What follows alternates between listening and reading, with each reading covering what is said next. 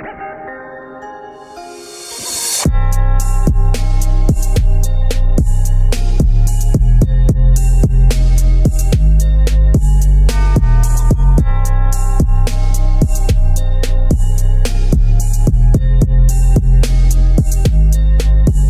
up, my fellow flyers? Welcome back again to another episode of FPV RAW. I'm your host here, Ruben Howdegi, and today I have a guest here. It's a special guest. You guys have probably been following him. I've been putting his reposts on my pages, and just showing you what he's been doing with flying. And just kind of using, flying wings. And that's what, a lot of the stuff is all about, is FPV flying wings. And, not to boast my own company up, but it's SweepwingsRC. So he's having a good time. I'm happy that he's happy and enjoying the craft. So I'm excited to have him on here. Today, I have Sean Krantz. He is a flyer of many arts. He does mini quads, and I think he's part of the mini quad club, I believe. Is that right? Yeah, that's correct. All right. So I got that right. But we got Sean here. He's joining me from I believe it's Colorado, right? Yeah, Breckenridge, Colorado. All right. So everyone, welcome Sean to the show. And like usual, I'm gonna, just let him kind of introduce himself and kind of just kind of break into his history and all that good stuff. I'm trying to work on a transition. Ty, if you're listening, I'm gonna figure this out. If you're listening, I'm gonna try to get it good. I'm gonna get it good and tight so we can get it all working smoothly. But Sean, go ahead and take it away. Well, thank you, sir. What an intro. Yeah, hey guys, my name's Sean. I go by Hellbent Puppet on the YouTubes. Team pilot for the Mini Quad Club, but also a wing connoisseur, you could say. So, I don't know, my RC history, like a lot of your guests. Yes. As a kid, you get an RC car and you're like, this is badass. Yeah, oh yeah. And then, and then you break it. And then you realize how much money it takes to stay in the hobby as a kid, and mowing lawns aren't going to cut it. So, oh no, little hiatus. That's my dad's biggest mistake, was getting us RC cars, and we ended up taking them apart. Oh, nice. I'm sure he loved that. Oh, no, we didn't. But yeah, man, it's good to have you on here. It's this is, believe it or not, guys, this is our first time talking. We do communicate on the social feeds and just message back and forth. And I try not to bug him and because I try not to pry. I try to keep it short. If guys have a question, I try to give them as much information as I can. As best I can. But believe it or not, Sean and I, this is our first conversation and first time hearing each other's voice. So what it was like is like a first date almost. Yeah, it's good hearing your sultry tones in person. So so I'm glad you're enjoying the aircrafts. I'm glad you're very positive on the social media, and you're damn good with the mini quad, which is freaking crazy, and pretty damn impressive with the 3D crafts. Yeah, that's like I was saying, the whole RC thing. I got sucked into the fixed wing aspect like 8 years ago. Yeah. And it was one of those things where I'm going to teach myself to fly. And then hundreds of dollars later, I could go in a left-hand circle.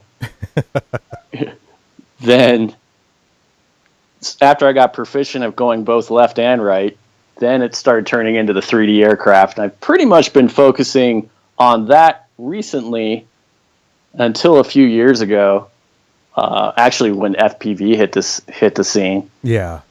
And that's it. This stuff is what we're playing with these days. It's just so cool. Oh, heck yeah. it's like it'll always be like flying like a Superman, like flying like a superhero. That's exactly what it's like. It's a lot of fun. Yeah, absolutely. I tell my friends, like, yeah, I'm going to go fly my Starfighter. Strap on the goggles and off you go. It's pretty insane. It's the best part, and it's again, like I said before in the other podcast, it's good, clean fun. Like, you're not hurting anybody. You're out there in the open, especially watching your feed. There's nobody out there. You just got beautiful landscapes. It just looks gorgeous. Oh man, I'm pretty lucky to be where I'm at, and I'm pretty lucky to be able to fly these spots. Like, yeah, I'm all around just stoked. Well, you're doing a damn fine job. I don't you've seen my location. It's pretty flat. It's nothing too crazy. But yours is like, you got mountains, you got rivers, you got ponds, you got ice, snow, lots of snow, tons of snow. Oh man, like you can't beat that. You can't beat that. Yeah, yeah, it's pretty awesome. And the just looking at the what lake is that in your area? Like, because that's your flying spot, right? Is that like an AMA field or something? Actually, it's Lake Dillon, and we actually have permission from the Denver Water Board to have a field there and fly. Really? So, and it's not an AMA field. It's just a group of us together, and we just started. We've been flying there for years, and then last year we asked them if it was fully legit. They said, "Yeah, you can even put up a bench." What? So we have a bench now. It's pretty it's pretty badass. So they gave you the okay? Yeah, they give us the okay because we're out there flying mainly electrics, and there's definitely the old guard there too in the mornings, all the retired guys, and they just go out there and fly in circles and have a blast. It's just like you were saying, man. It's just good, clean fun all around. Dude, that's freaking crazy. Especially when they just say, go do it. Like over here, we have we don't really have that. We just have a bunch of farmland, and all the the really nice spots is like animal reserve, so you can't go anywhere near it. And if you do want to go really far, you're going to trek up, and then you're going to go into like ranger area, and then they'll more likely kick you off or something. Yeah, yeah. No, and I'm super lucky here too because I'm surrounded by national forests. Oh, so man. That's all free. You want to fly there, you can fly there. If you want to go shoot guns, you can shoot guns. You can do whatever you want as long as you're not causing harm to other people or animals. So. Oh man, that's perfect, man. Yep. You can't beat that. You're gonna get in all kinds of adventures. I'm pretty sure. Oh, absolutely. You're scouting any more spots out there? Oh man, I'm waiting for the snow to melt because the Bahamas with the legs it has on it, I'll be able to go hit some peak to peak action. I think here in the summer, so I think it'll be some pretty cool footage. How's the battery life? I mean, what size packs are you running on there? In the Behemoth, I'm running 6S 4000 on a Motorfly. Let me go grab it real quick. I'll tell you. Okay. I don't want to give you the wrong specs. Yeah, I think what I have on mine is a 6S. On one of them, it's a 6S. I think it's a 4200 milliamp 6S on one of mine, and then the other one is a I think I do like 5,000 milliamps, and then I have an 8,000 milliamp that I like to put in. Yeah, so I'm running the 4000 6S with a DM3625 800 kV by Motorfly. It's like a U.S. company. Okay. It's kind of a spendy motor, but man, it's pretty badass. And with 100 amp ESC and a vector, and getting like a good 6-7 minute spirited flight. Like you see my videos, I'm not putting around. Yeah. So. Yeah, mine are about that, but I'm going pretty fast, and you're burning probably around like what 60 amps plus or minus cruising at a good speed. let's see, top speed, I'm hitting about 60 amps top speed, and that's anywhere from 80 to 90. Mm-hmm. And then cruising speed, I'm about 60. And last time I was actually paying attention to it, it was around 23 amps. Okay. So I just kind of guessed on the setup, and it really actually works well. And I'm also at 10,000 feet, so everything's a little wonky up here. Oh yeah, that's right. Yeah. So people will say you can't run this prop on the motor because it'll draw too much or whatnot. It's like, no, I can. I'll show you, damn it. Yeah, take that. Well, like the 6S one I have here, full open on the watt meter, it's only doing like 35 amps, which is pretty crazy. That's nuts. Yeah, it's a 740 kV SK3 motor, and it does pretty good. It's not the fastest. It's only doing like 830 watts, so it's not too overpowered. But the video that I showed on my channel, I mean, it had some good speed. Oh yeah, definitely, dude. Yeah. The 12S is a little bit different. That's a whole different ball game, dude, right there. That thing's an animal. That thing is ridiculous, man. Well, I keep doing this only to show everyone out there that like we talked before, before we hit the record button, but it's to show what the craft is capable of, and say, yeah, you can fly it really light and enjoy your flight. You can do medium, where it's a little bit more robust, or you can go full on bonkers and have it, like mine, the 12S system, and it'll hold, and the lines are solid as hell. So it's totally doable. Oh, absolutely. Well, that's all your designs too. I like the fact that it has the thick airfoil, and for me, one of the cool features for me is I can get all the electronics sealed in the bay, and I actually, in the wintertime, I seal the bays with hockey tape. Yeah. So, because you never know, you come up a little short and you're in 3 feet of snow.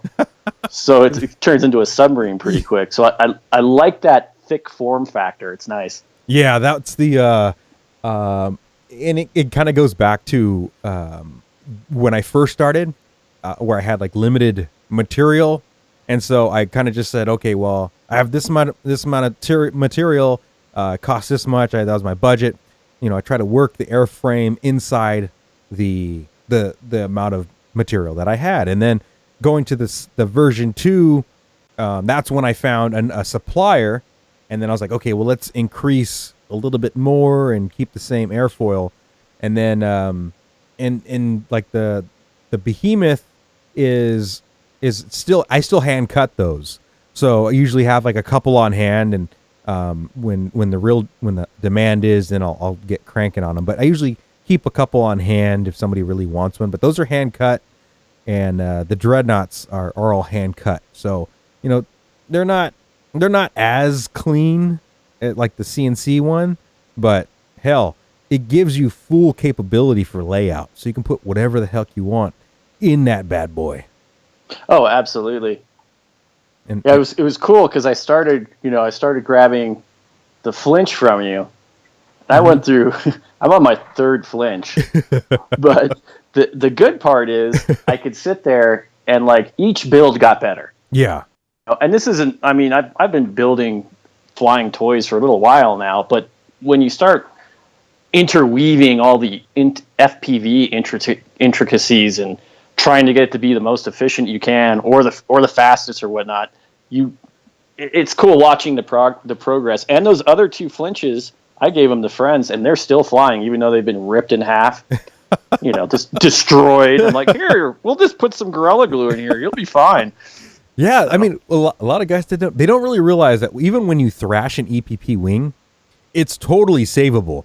A molded EPP wing, you will see a kind of a scar, we'll call it, but a hot wire cut EPP wing, even if it's cut in half, do not throw it away. What you can do is rip the lam off, or rip the section of laminate, reglue it with a white Gorilla Glue, add some extra spars if you wanted to, and then just re-laminate it, and you have a brand new wing, and it'll fly even better. Oh yeah, absolutely. Yeah, don't throw it away by any means. It's salvageable. Oh yes. Totally. Yeah. And it's funny because if it was an EPO wing, it'd be game over. There's you might as well just throw it in the trash. You can try to salvage the wrinkles and put it in hot water and all that good stuff. Yeah, hold it over steam. yeah. But good luck though. I mean, it's a little bit more harder, and plus, it's EPO, man. It's not the same. No, not at all. But I'm glad you're enjoying, especially the Behemoth, man. It's cool, and not too many people are flying the Behemoth. And I don't know. It's just because it's big. It's a bigger aircraft, so I guess it might be a little bit intimidating for people because how big it is, and I think that's probably why it's a little discouraging, to launch it. But it launches pretty easily. Well, see, I've been using my Mark I Kenneth launcher. That's one of my flying buddies. The Mark I Kenneth. But I was like, is that a launcher? No, it's a dude. Yeah, like, what is that thing? So I'm actually waiting to give it a toss myself because the ground's still pretty frozen up here. So it's like concrete. So I'm going to wait for it to thaw and let the grass get a little longer. Then I'll start attempting to throw that bad boy. Ah, okay. All right. Yeah. So I haven't launched it myself. And it's nice having, when you're flying that thing, it's pretty high performance. My setup is. Yeah. For me anyway, and it's nice having. It's no 12S setup, but I just do what I can do. But it's cool having another guy. You got your spotter, so you're all legit and whatnot. Yeah, oh, definitely. It's good to have, especially if because you're looking through the goggles, and like over the weekend when I crashed, and some of the guys crashed.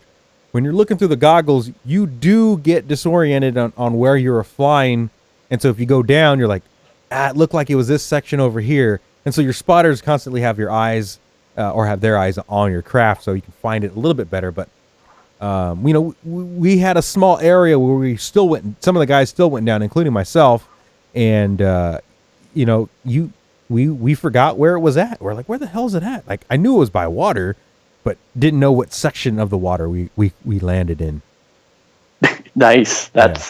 So you found it though, right? Yeah, I found it. It was a little confusing. I was like, I could have sworn it was right over here, but it was on the other side. So it's good to have a spotter. It's always nice. Yeah.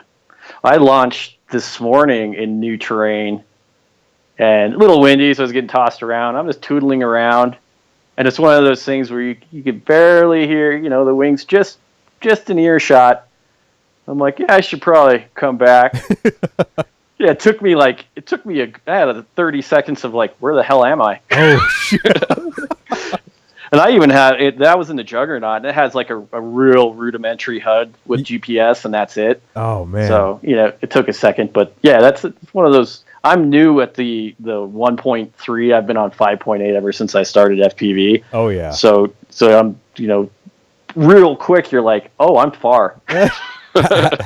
How do you like the range on the 1.2?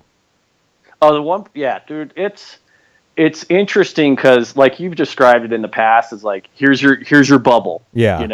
Here's your 5.8 bubble, and now on the 1.2, like at our flying field at the lake, my bubble's tenfold if wanted to be. Yeah. And I'm learning how to plan over terrain. Mm-hmm. Like plan your route, so if something goes wrong, you have a little bit of an exit strategy. Yeah. Like land on the shore, not the lake. Yeah. Just if you get it like the shore and the lake, if you can use that, you're like, okay, well now I can just follow the shoreline and find it there. Go find it. And for the guys who are listening, if you're listening and you were curious to kind of see what we were talking about, Sean's links will be in the description, in the kind of like the info below. On if you're listening to any of the podcasters or podcast addicts, podcatchers, or whatever you're using, you can check out his videos. So he'll have his his YouTube page and his Instagram page, his Facebook page, and you guys can follow him and kind of see where he's flying. And just when you got to get familiar with the area, and you'll see what we're talking about. There's a nice lake there, and you can see he's got a bunch of hills and stuff in the background too. Yeah, and I'm coming from a mini quad background with the 5.8. So it's like the way I was thinking about it the other day, like the mini quad is kind of like the skateboard. You go to a really cool spot and you session it. Yeah. You sit there and you keep hitting awesome lines, but you're not really push. I mean, you could put a 1-2 on a mini quad and push out too, but you're sessioning an area, and then the wing is more like. And I live in the mountains of Colorado, so I have a snowboarding background too, and the wing's like snowboarding. You're like, it's a long run, and you're carving, and it just keeps going and going. So it's pretty cool. I don't know. I was just thinking about that the other day. Again, this hobby is just so fun. Yeah, Ryan on the last podcast, we were talking about discovering a good ground station, and having when you have that ability to kind of go wherever you want, it's so much freaking freedom.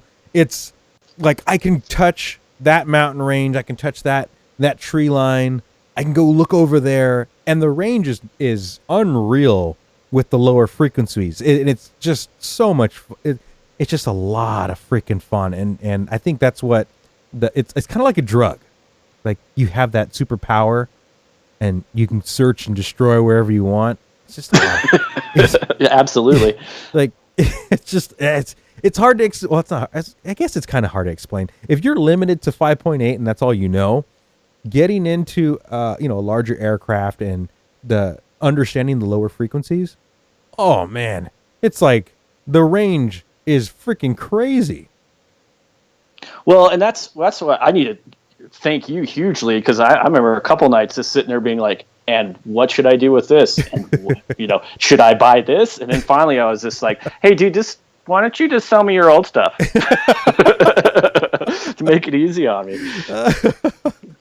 Yeah, so, it's getting okay. So what, like on my setup when I do long range, and for your setup, just figuring out what you want, like circular polarize or the linear style, like the rubber ducky style. Mm-hmm. Like for my long range, believe it or not, I just use the rubber ducky style, the dipole. I use the Dragon Pro antennas, the 1.2 video antennas, and they work great. So even like when you see the let me see, like the Hawaii video or the Reno Las Vegas video, like I just had rubber duckies. Oh, I'm glad you brought that up. I actually have a point on that Las trip. Yeah, go ahead. Well, that's where I started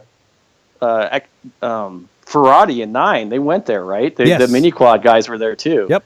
And they were on that trip, and we were talking. Those for you guys who don't know, they're MQC team pilots. And Mini Quad Club. Yeah, Mini Quad Club. Two of a large group. I'll give them a shout out here in a little bit. But they got back, and they were like, I was checking out their footage, and then there was wing footage, and they were like, these wings are badass. And I was going, yeah. It's like I've flown slope wings before, line of sight, you throw them off a cliff and like try and run into each other. We would do slope combat. And that was super fun. And then they were like, yeah, just these are super cool. And then I saw your logo there and I started researching it. Next thing you know, I had a flinch. Anyway, segue. Well,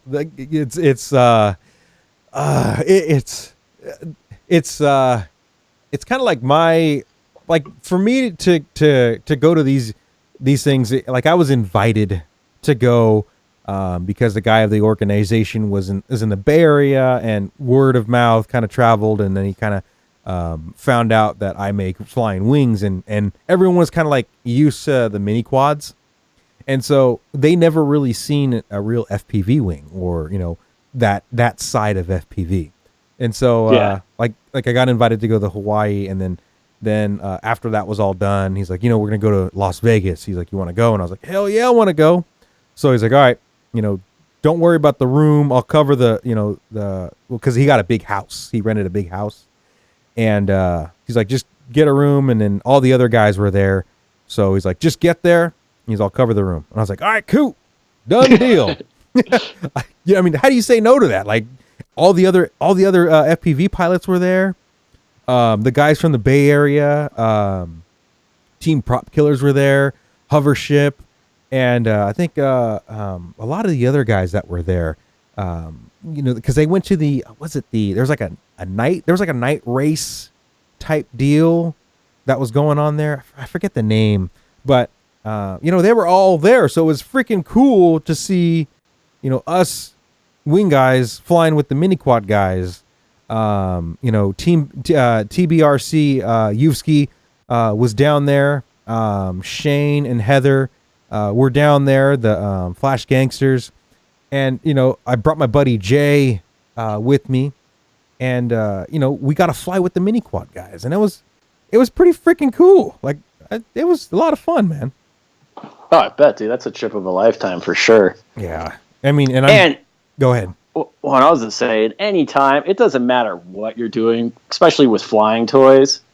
You get a bunch of people together, and they could be flying 100 different things, and it's just going to be a total just geek fest. Just everyone geeking out, having a great time. Oh yeah, and it's it's cool because you're showing other guys, what these things are capable of.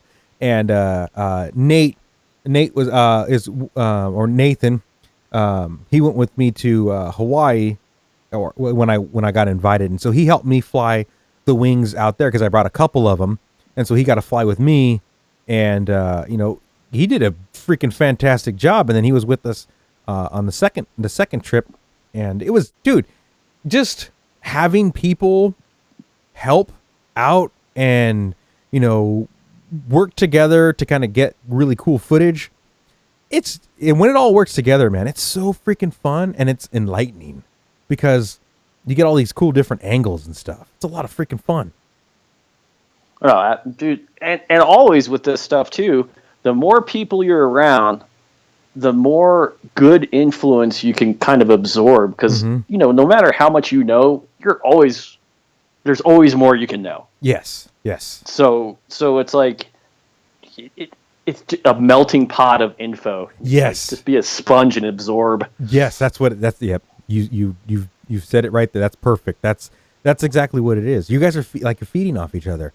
And like for you in your area, you have your buddies are flying, and they get to fly with you, and you're feeding off their rhythm, and you guys are like flying at night and just kind of like working together as a team, and you guys are like tandem. When it all mushes together, man, it's so freaking fun. It's like Top Gun. Yeah. Oh, totally. Top Gun with ice cream. Yeah. Sure. Freaking. Dude, it's so much so much fun. It's so much fun. It's like the getting a tandem together with all your buddies, and oh man, it's like nothing I've ever. It's so much freaking fun. I'm lost for words. It is unreal. Well, it's like with me up here, I have one other guy who flies FPV wings. I have another couple guys in the area who fly minis, and we get to fly occasionally together. Yeah. But man, we're all, I'm in my early 40s, and we go out there and we're just high-fiving and laughing like little kids, running around. It's just ridiculous. The energy is just, it's insane. Yeah. So. Yeah, that's like the best part, man. It's putting a smile on your face, relaxing, getting the stress relieved out there in the field, break some props. I mean, it's good, clean fun. Yeah, totally, man. And you know what? I appreciate your podcast too, because you're always not preaching, but saying, have fun, relax. It's not everything has to be a competition. You can just go out and haul ass 3 feet above the ground, Oh, heck yeah. It's It's getting more people aware that it's like getting them outside.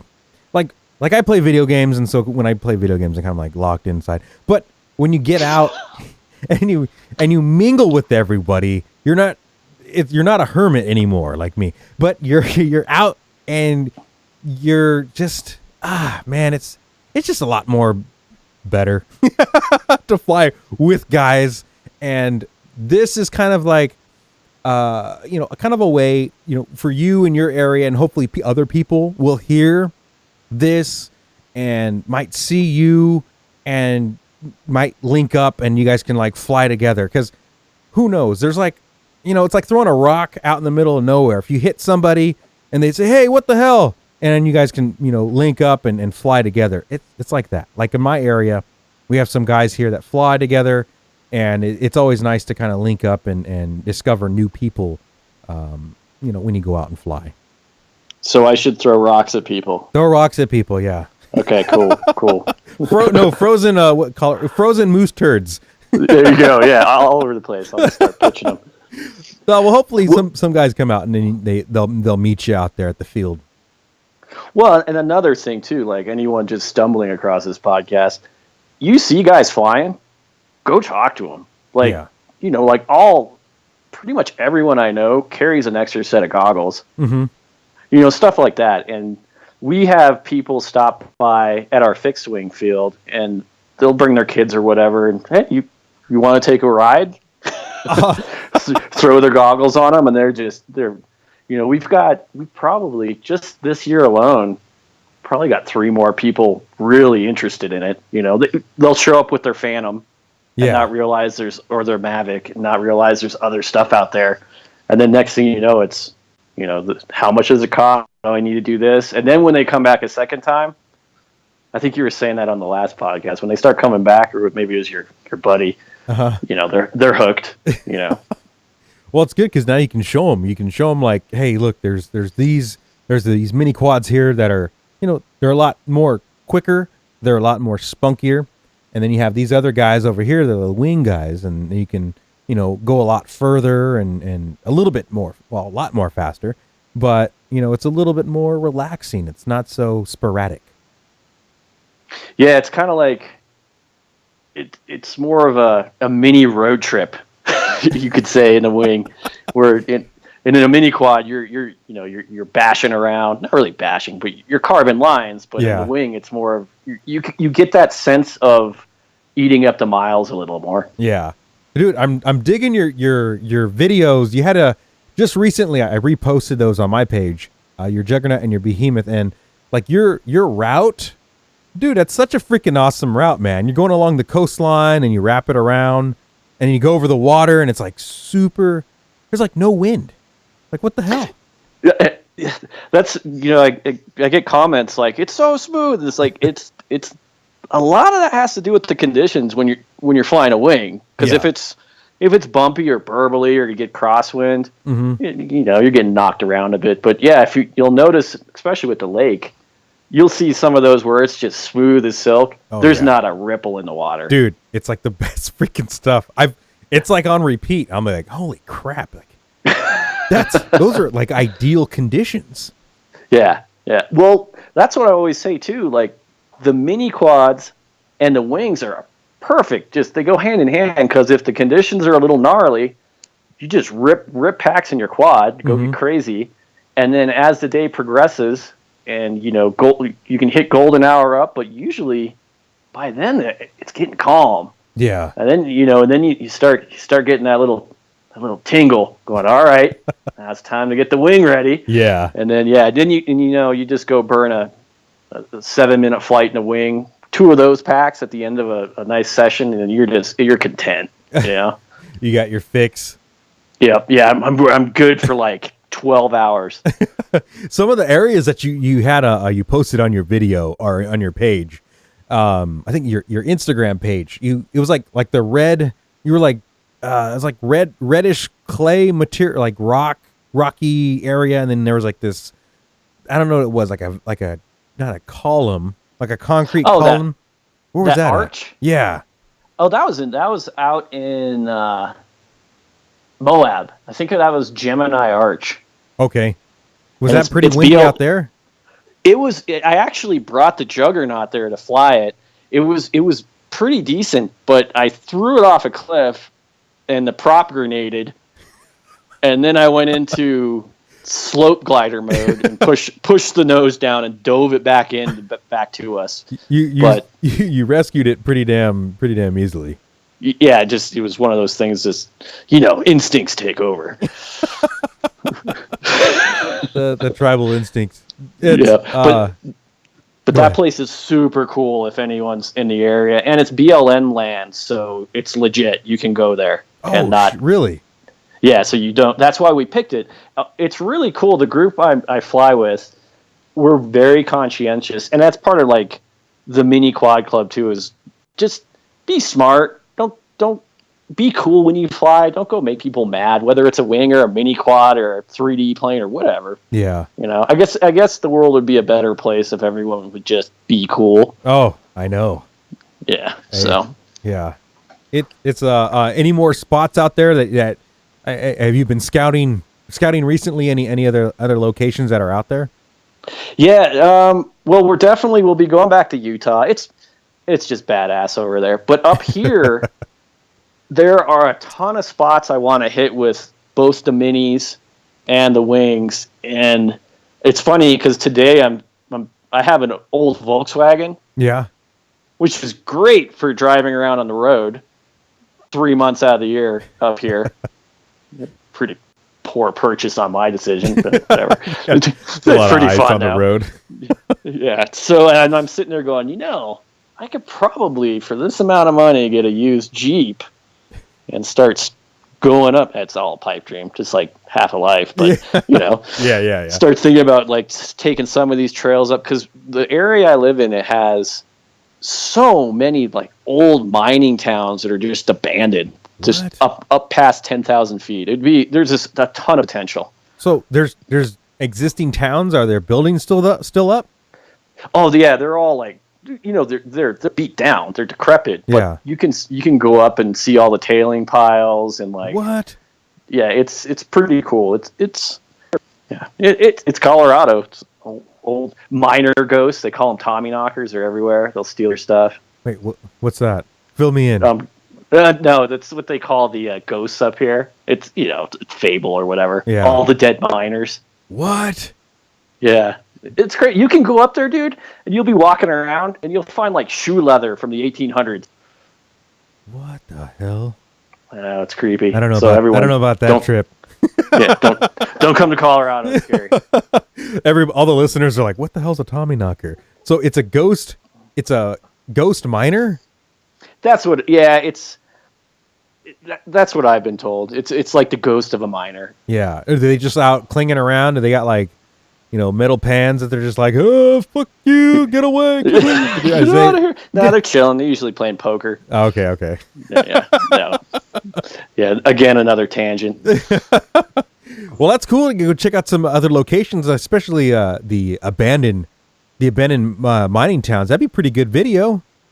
Yeah, it'd be pretty cool. And it's just like everything. It's just cool to go outside, explore. It's turning into, like, when I was a kid, I rolled everywhere with my skateboard. Yeah. And that's not how the flying RC toys are now. So it's like, just if you use them, you use them. If not, you got them in the truck waiting. Oh yeah. Well, yeah. It's like I remember those days. I didn't have a skateboard. I had a 20-inch bike. I had the my drug of choice back then was video games and BMX bikes and dirt jumping and street riding. That was my favorite. Oh, nice, dude. BMX is hardcore. Yeah. I still have the bike, believe it or not, from high school. My mother bought it for me. And she, she didn't have a lot of money, but she bought us the frame, mine and my brother, a frame, and then we pieced everything else together. So it's still in the garage. I'm looking at it right now. It's still here. So nice. Ghost of Ruben's past. It's called a DK, and it's the General Lee. Oh no, you're kidding. Yeah, that's what it's called. And there's a slogan on it: made with blood, sweat, and tears. No way.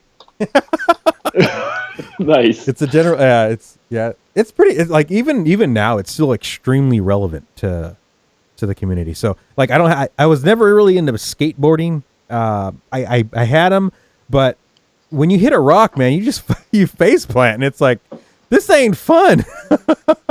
Well, that's another cool thing is with the stuff we're doing, it only hurts your wallet. Yeah.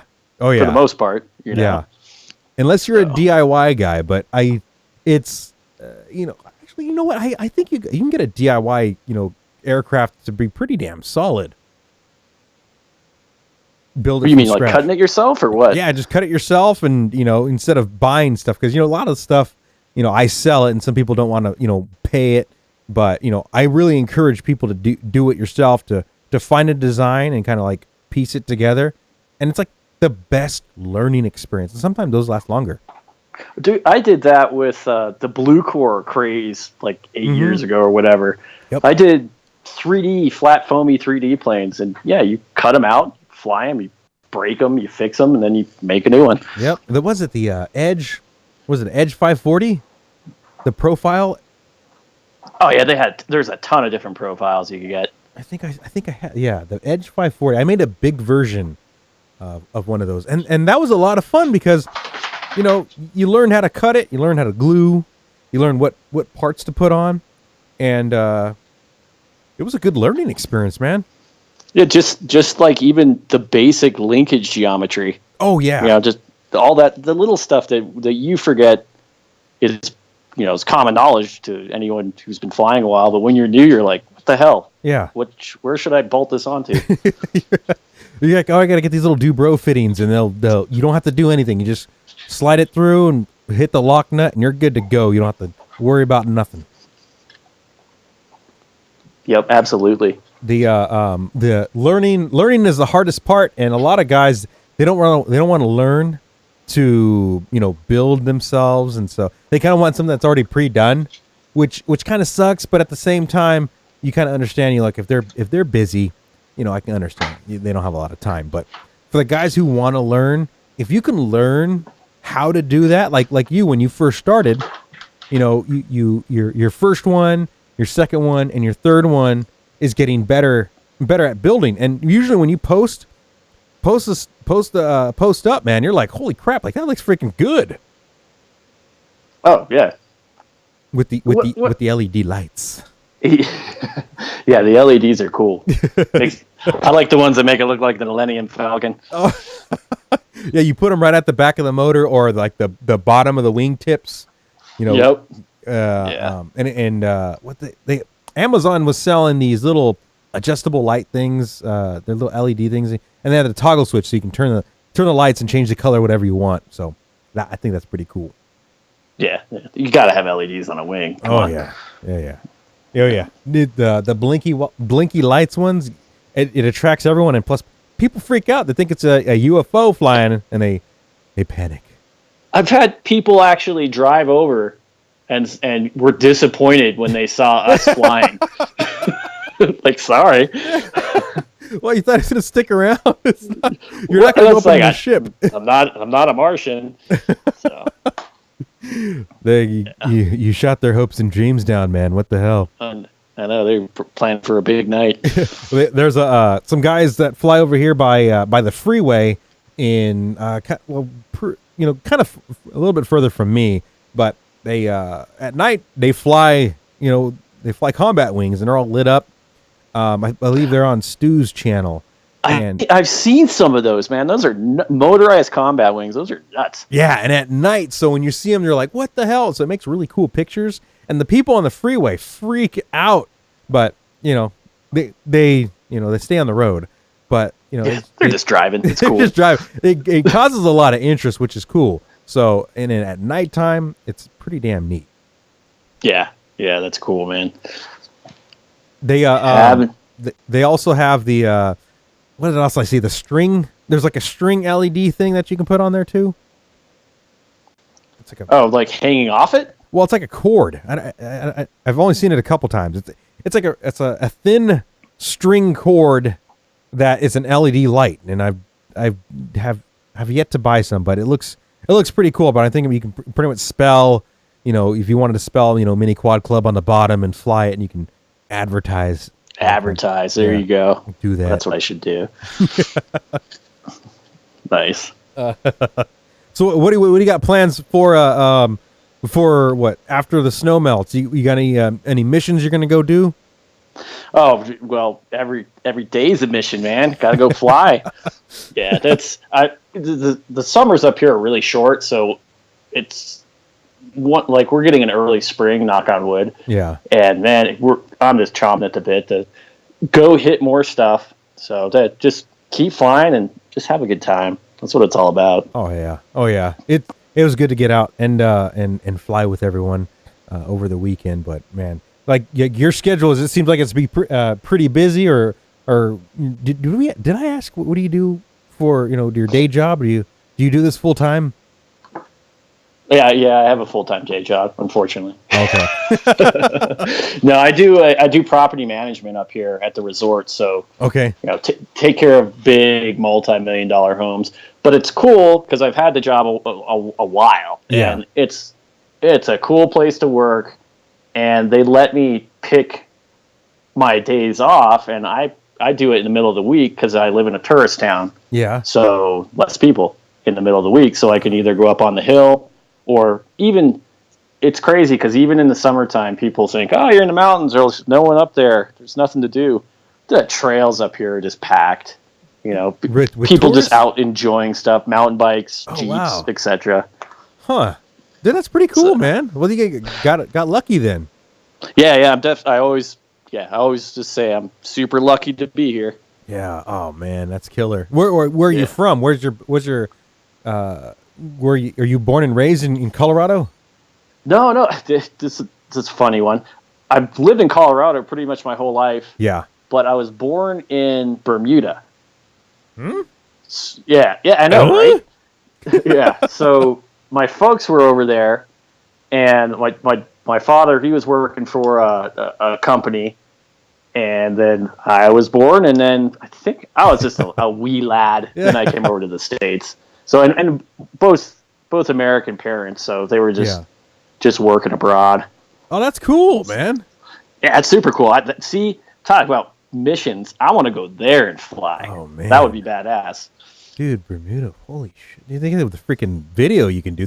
There's no regulations really out there, right? You can fly as high as you want. Sure, I guess I'll tell them that. I'll be like Ruben said, I can fly as high as I want. Well, think about it. If you're flying over the Bermuda Triangle in a freaking full-size aircraft, it's probably not the smartest thing to do. But if you're flying an unmanned toy, with LEDs, what are you gonna hurt? Nothing. The water. Yeah, it's definitely beautiful country over there. Oh man. So, do you have like can you go there whenever you want, or is it like different? Like, hell no, I don't have money to go there. That'd be fun as hell, though. Yeah, if I could, I would. Oh god, that place is spendy. Oh shit. Are you familiar with? Is it like the cost of living a lot higher than? Well, I don't know. I'm sure it's insane. It's all yachts and pink houses. Ooh, fancy. Yeah, it's super fancy. Well, it's cool. I mean, you're doing the property management out there. Do you get to see any cool things out there with the nice homes and stuff? No, I just fix a bunch of broken shit. Well, you get to see all the cool houses, though, right? You get to walk around and stuff. Yeah. No, they're monsters. They're like cruise ships, but on the land.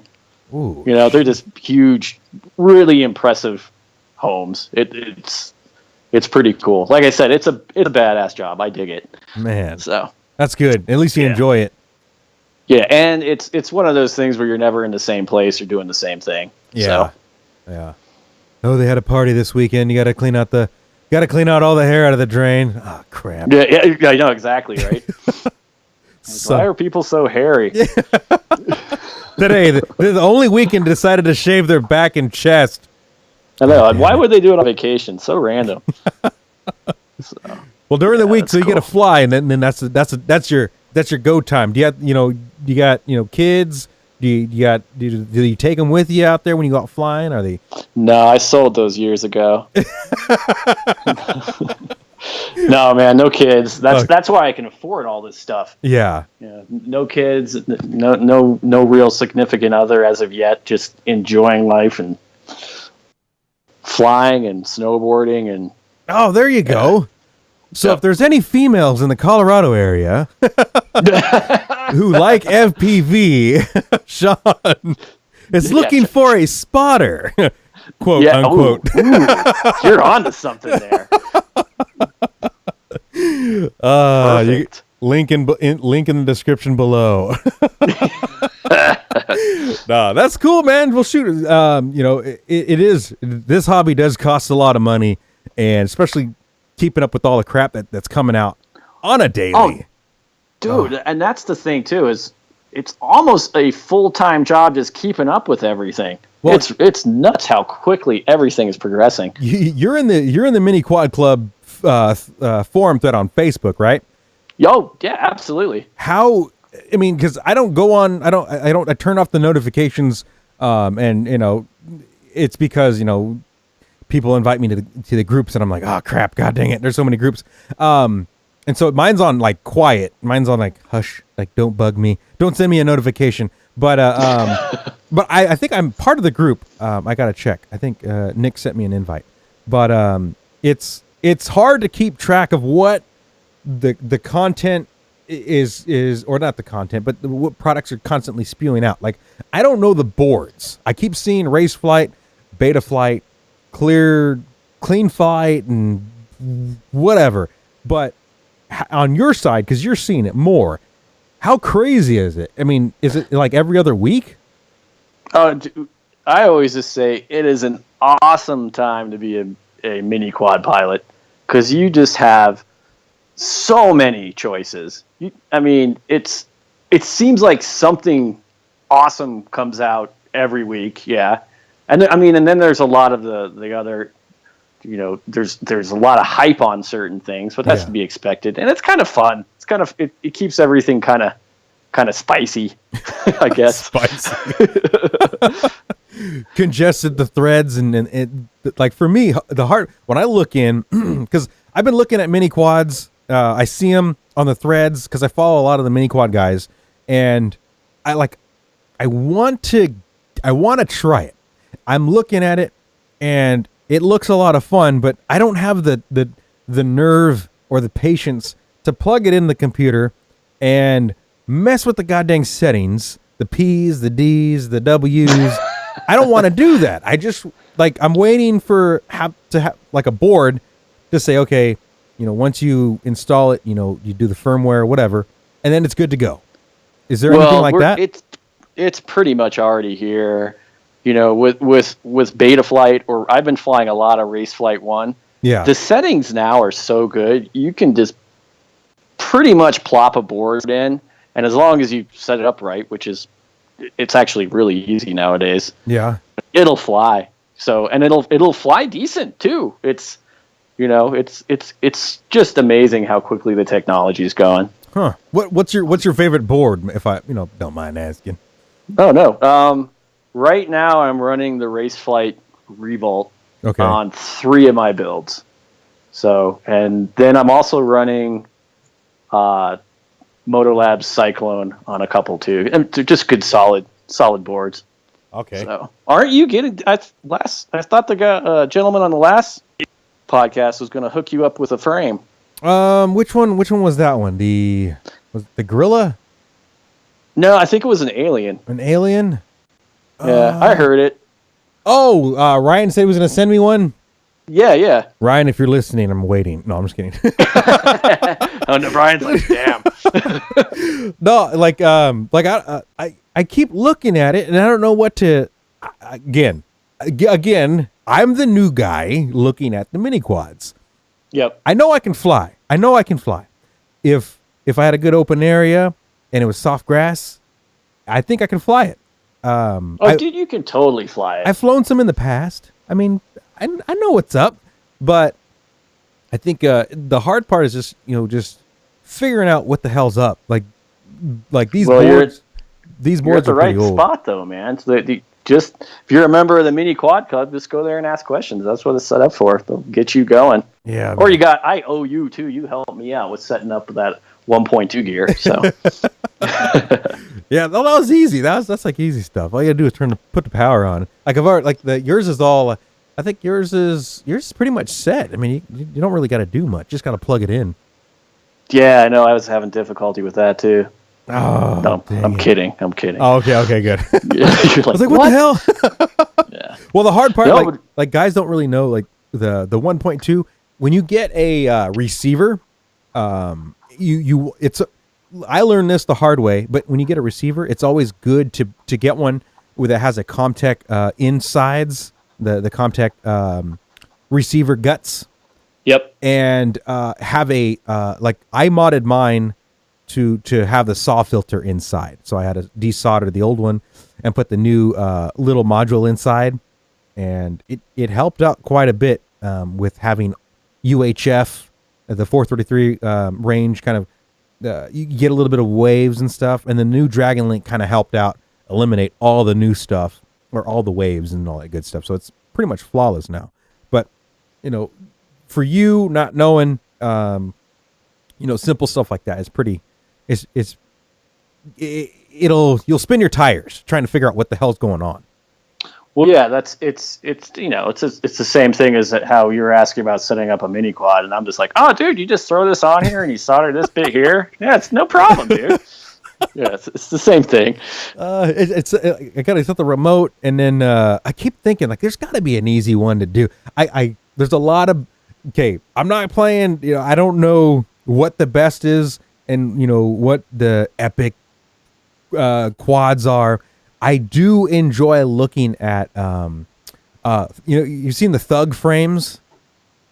I've seen those, yeah. With the Gorilla, the Silverback, the new frame with the CNC milled, I guess it's like a shoulder pad type. It's a Gorilla. It's called the Silverback, by Thug frame. That one's cool. Tickling your fancy. It looks cool. I like the aluminum on it. I don't know what it is. It looks fancy. Well, I'm kind of partial to the frames I fly. So. Yeah. Yeah, I mean, like me too. I'm the same way, but yeah. There's a certain wing you probably you probably like. Yeah, as a noob, I'm looking at it. I was like, that looks pretty slick. I like it. Yep. But the shiny stuff, I think. Well, go for the shiny if it gets you airborne. That's cool. Yeah, I just gotta fly it. I got my Zool here that I've been trying to mess around with, but I haven't got it to fly and hover a little bit, but not too much. And then since it's already old tech, I might have to like redo everything, but by then I might as well just get a new frame. Hint, Steve from Hovership, hook a brother up. Nice. But I've been eyeballing it, and when you guys do your guys' videos, man, I'm like, how the hell do they freaking do that? That's freaking crazy. Wow, dude, it's just insane. They're so damn maneuverable. It's just crazy. And I found out when I first started flying, I'm like, I think it was like 2 years ago. Yeah. I was flying it like an airplane. And you have to break that mindset that you have to fly like a mini quad. You don't need to fly it like a plane. Yeah. You can put it into all kinds of weird off-axis power slides. And yeah, it's just crazy. The sky's the limit. Yeah. So I got to break that. I would, as crazy and as pissed off as everyone's probably listening, especially all the wing guys, Ty, Hugo. Well, there's room for it all. I know, but it'd be cool to have one, that's always ready. Just turn it on and just go through a couple of packs, just to kind of get my feel. Try something different and do it that way. I think it'd be cool. Well, do it, man. I'm here for any questions. So yeah, I'd be like, what do I do? How do I plug it in? What do you mean? How do you plug it in? Is it supposed to be on fire? Yeah. The smoke keeps coming out. Are you supposed to catch the smoke? Was that what you're supposed to do? I don't know. Right. I gotta get used to it. But even getting track with all the motors and what motors are, I don't know. I think the most popular ones were like the red bottoms, the Emax motors or whatever. Well, let me just the setups I've been running. I'll just run down that real I'm All right, yeah, do that. I'll fill some people in. Yeah, I'm I fly for the Mini Quad Club, so I fly their frames, which I love. Just a great outfit to be a part of. Just all good. I'm really liking the XHD frame, which is an X frame designed to carry an HD camera. And running Multicopter Builder 2207 2400 kVs on the old school Dow 3x4.5s, 5-inch on 5S. And it's just ballistic. It's like and I'm running those on the Revolt Race Flight 1 board.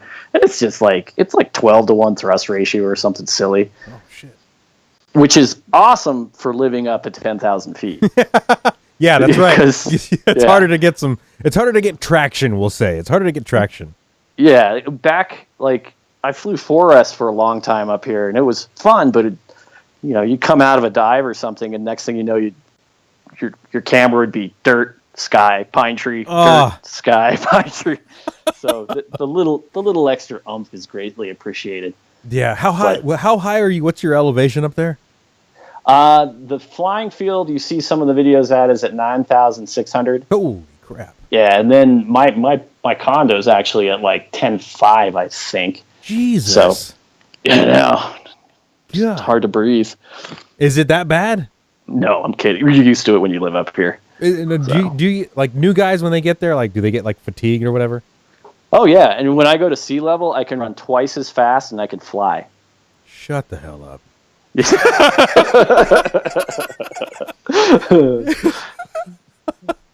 No, I mean, I don't know. I've never been that high up there. My persons has never been up that high. My crafts has been up that high. Actually, probably shouldn't have said that, but 400 feet is where I've been. No. 400 feet above 10,000 feet. Yeah, that's really nice. No, but yeah, that's cool. So you do need a little bit more power to kind of break the air into submission.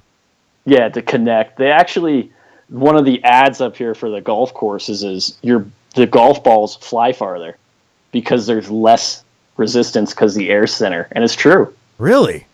Yeah. Are you bullshitting me now, golf, or are you what? No, that's true.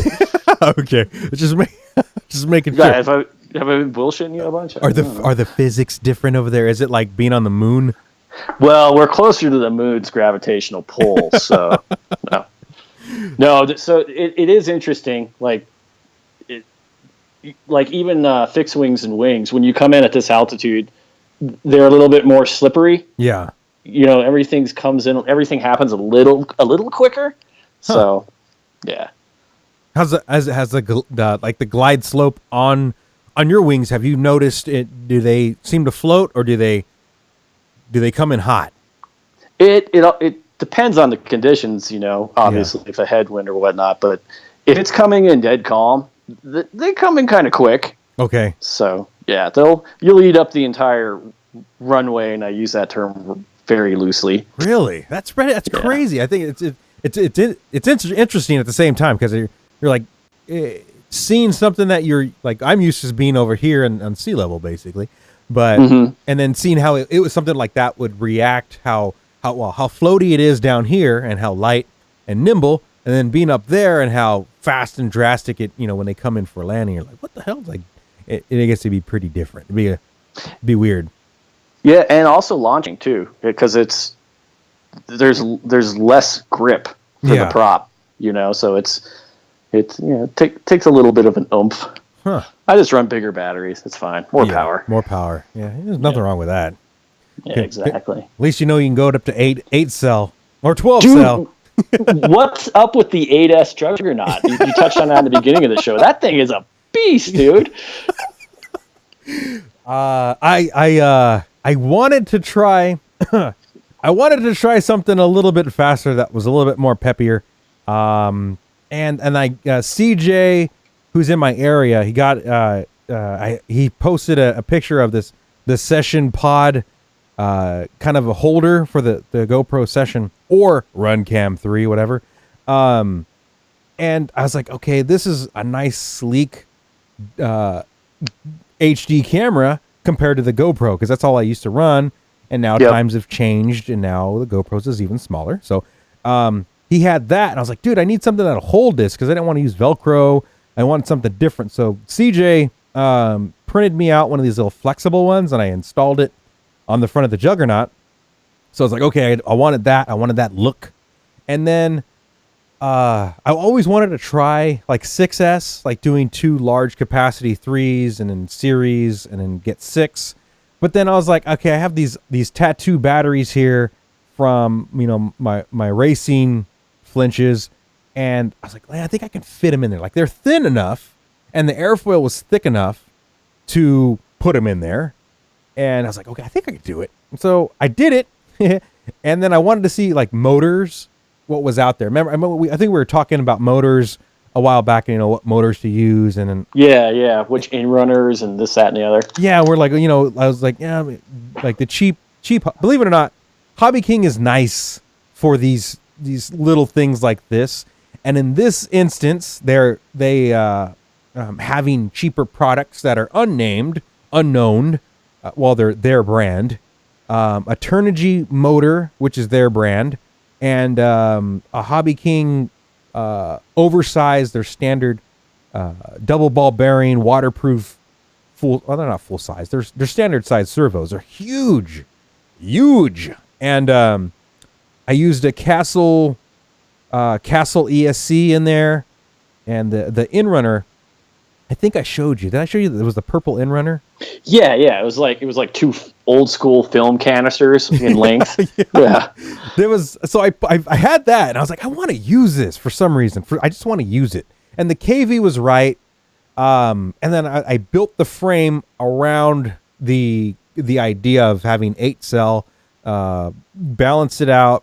The motor, I restructured some of the sparring around the motor to kind of almost like torque. Like when you gun it, I wanted torque, and then I put I wanted to reduce the torque, and then I put a Behemoth Dreadnought motor mount on the Juggernaut, and it fit perfectly, obviously, with the pictures and the video. Mm-hmm. So to help with all that power, it's pushing like, I think over 2,000 watts of power, which is a normal jug is probably doing it, like my pink one does about 730, and then an average one will probably do like 11. So this is at like 2,000 watts of power, which is a lot of freaking power. So I just built it around that, and I fit it in there, and the end result was the one that you guys are seeing on my feeds. So that's an 8-cell Juggernaut with a HD camera, mini Swift run cam, 5.8 and 2.4 controls, and 5.8 video with the rubber ducky. Nice. Yeah, those passes you got were just ridiculous. Screaming. It's pretty cool. Yeah, I bet. But so like I said before, when we were getting started and you were talking about it, I wanted to show what the frame was capable of, and not just creating a frame that was kind of like a one purpose, a one trick pony. Like I said before, a one trick pony. I wanted a frame that can do more. Like if you had an idea to put 3S, it can take it, and a GoPro. Or a Yao Ming, or whatever the hell the knockoff camera is. If you're on a budget, you can go that route.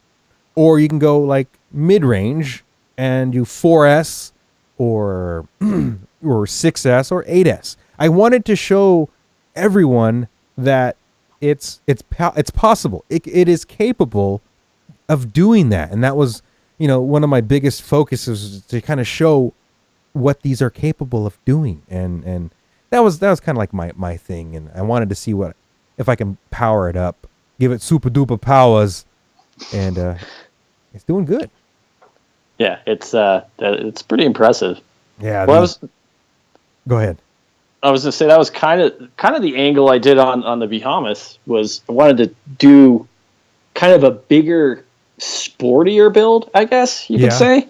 Kind of, because it would be so cool to see like 5 or 6 of those wings on a course. Oh yeah.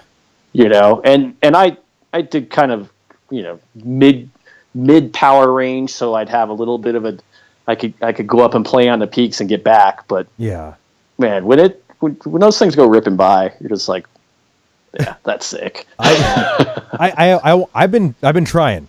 Mike, if you watch my feeds, well, you obviously do, but I've been trying to show other people, like, what is possible in terms of advertising for us wing guys, right? Like, I'm not speaking for my company. I'm speaking for other wing companies that are out there.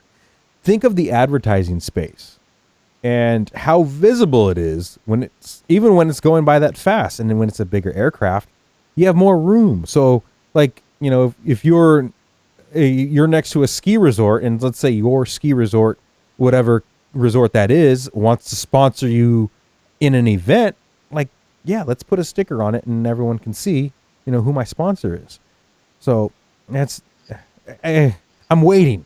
I'm waiting. It'll happen, dude. It'll happen. The way everything's progressing. Yeah. I mean, everything's getting bigger, even with the quads, with the new classes that people have been experimenting with, just getting huge and more power. So I think it'll definitely be happening. Yeah, the X1 class and then the Freedom class in Australia.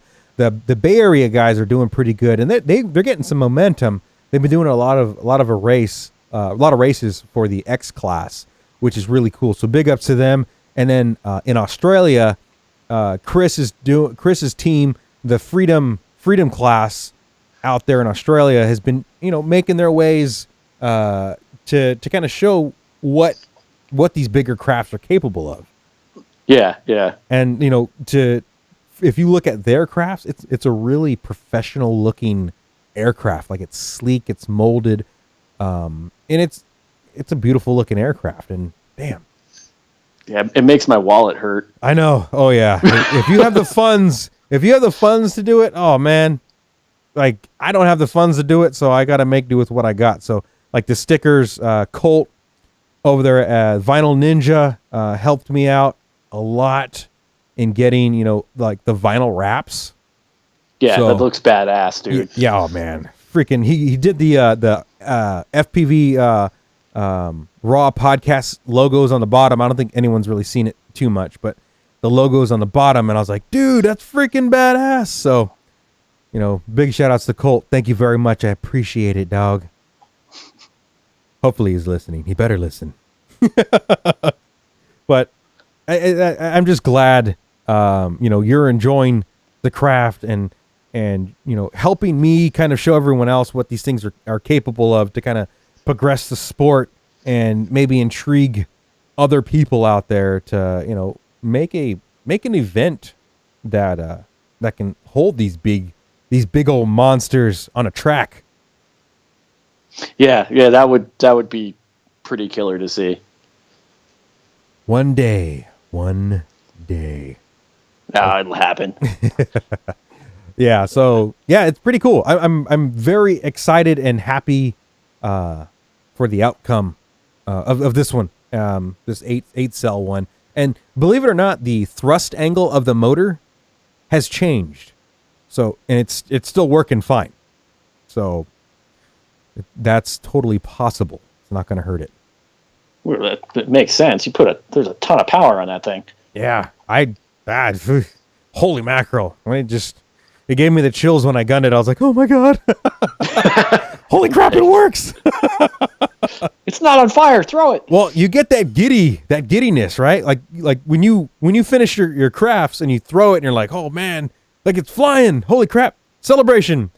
But like, when I did this, I was like, oh my god, like, I knew it was gonna fly, but I didn't know what the motor was gonna do. So it did extremely well, and so I'm super happy that this one worked. So, what flight time are you getting on it? I think I got 7. That's plenty. 7 or 8 minutes. I think I brought it down with the flight. I think it was like a 12-minute altogether. But no, not 12 minutes. There was like, it was like 7 minutes flight, but it was like 12 minutes of me bullshitting and just making sure everything was working. So I think I think it was like that. But when I brought it down, it was like 3.8 volts in the batteries. So I think I was doing like 60, 63, 64, between 60 and 70 amps full open. Wow. So it was the motor was hot, but I can touch it. It wasn't like nuclear hot. Well, that's the scientific test, right? Yeah, I mean, if it was hot, like oh shit, that's hot, and then you overamped it. Yeah, the shit meter didn't go off. We're cool. You're like, okay, I got no burnt fingertips, so I'm good to go. But nice for what Hobby King had at their store, the Turnigy brand motor, it performed really well. So even though I do bag on Hobby King and stuff like that for making clones and stuff, I would say that their parts department is doing a pretty good job on these motors. So hopefully they keep them in stock, hopefully, and keep making good motors like this, because for the price, you can't beat it. You just can't beat it. Yeah, I've definitely abused and destroyed a bunch of their motors, and it's nice when it costs $40 versus $100 for sure. Oh yeah. Yeah. So. It's you're like you don't feel as bad. You go, okay, I'll buy 2 batteries or two motors instead of just one expensive one. Yeah, absolutely. So yeah. Anyhow, I figure, as you can tell, I get really excited when I talk about these little achievements that I've been trying to set for myself. I'm like, yes, it worked. So, dude, that's the spice of life. Just having fun. Yeah. Doing ridiculous things. Yeah. Well, I don't, usually when I fly by myself, so it's hard when, like, I took my daughter on the video. She was with me, so she was kind of like running around and goofing around. And then Lou, believe it or not, he was there. I did an Instagram clip of him because he was telling me what he saw as a spectator, and I was like, Lou, can you repeat that? Can we put it on video so other people can see, so they don't just believe me that I'm talking bullshit.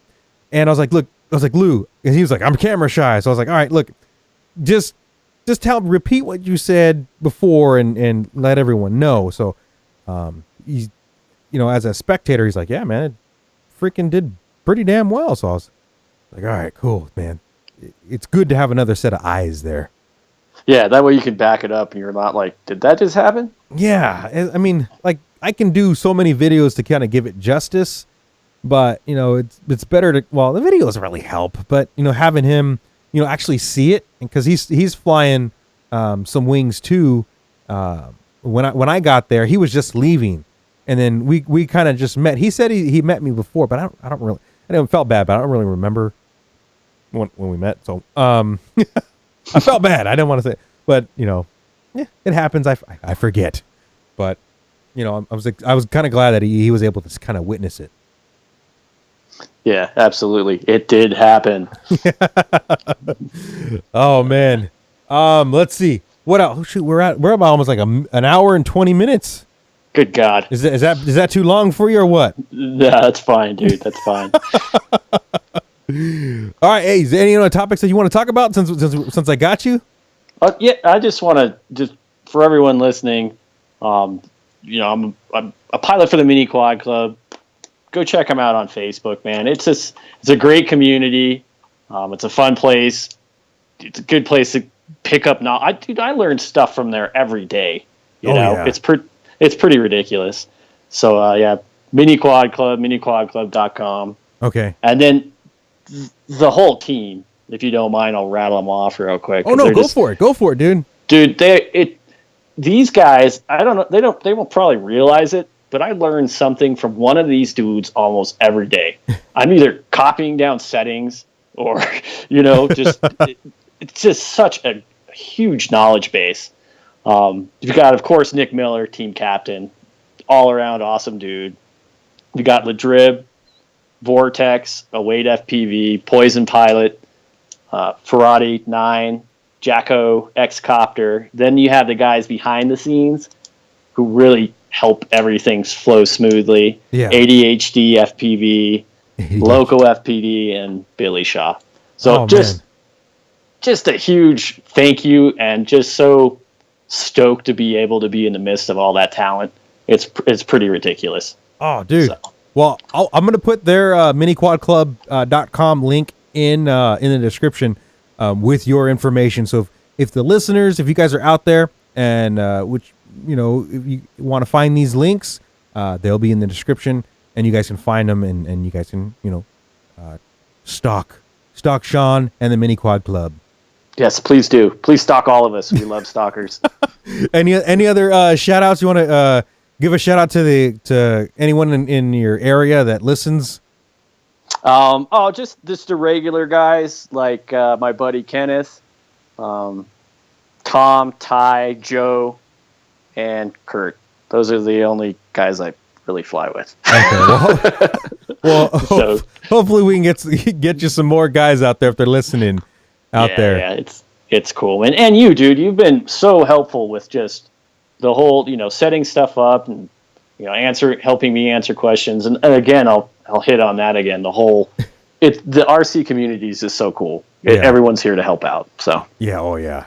Well, usually if you help somebody out, it then benefits that person, and then it hits another person, and then it spreads. Hell yeah, get them hooked, and then you can sell them your old shit, and then then you can move on to other stuff. I totally get that. I'm a hoarder, so I can't do that. I just feel a lot of stuff. It's fun when you do give something up and the person enjoys it, which is really cool. So yeah, and do that. when you get them airborne and they're just stoked, it's just like, yep, that's all worth it. Yep. Oh hell yeah, that's a lot of fun, man. This hobby is a lot of fun. It's clean, it's safe, and it's the people that you meet on a daily, man. It's cool. It's cool. Like you. It's mid. In Colorado, mid U.S. around there. Where's Colorado at? I don't remember. Yeah, we're on the East Coast. Yeah, the East Coast, like over there. Yeah. Over there, 10,000 feet up. So it's crazy. It's crazy, man. So yeah, this hobby is a lot of fun. So. Well, and that's the cool thing too. With, the Facebook group and everything is. I met you. There's a ton of guys on there, and it's like just a good bunch of dudes, and it's cool, and gals. So it's just it's just a like you say, no harm, no foul. The only thing you're hurting is your wallet, and you can't take it with you. So who cares? Yeah, the goal is to get more females involved into flying with us. There are some girls that are out there, some ladies.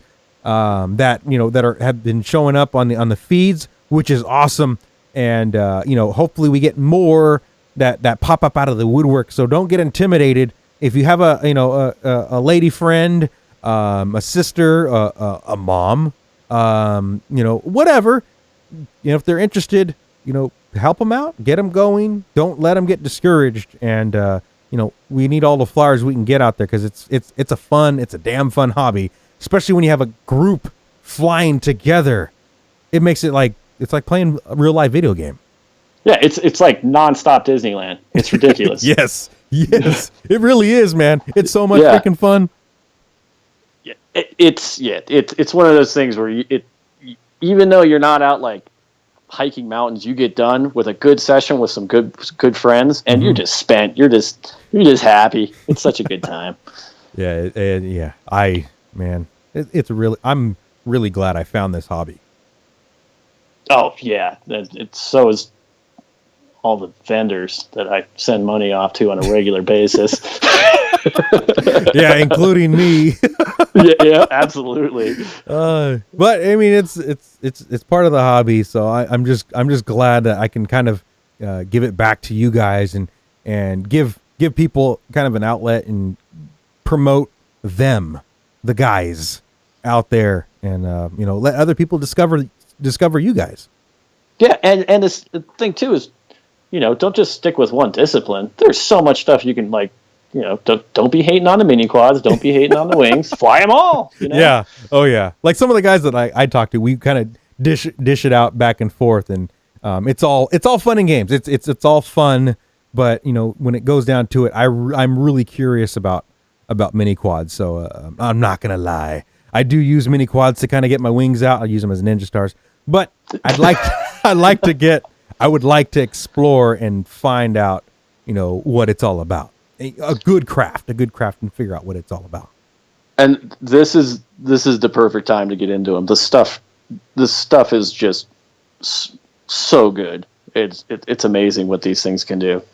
Yeah, so. It's I've been watching you guys, man. I've been trolling. I'm watching you guys. You be stalking.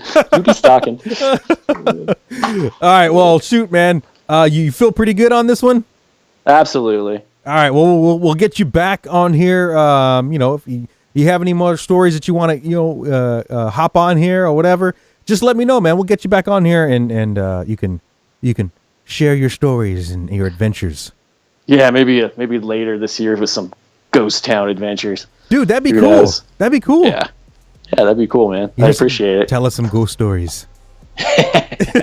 Nice. Hey, man, thanks for having me on. This has been badass. Oh, man, Sean, thank you very much for taking the time out and visiting. And then everyone else will kind of, they'll come and get you and track you down.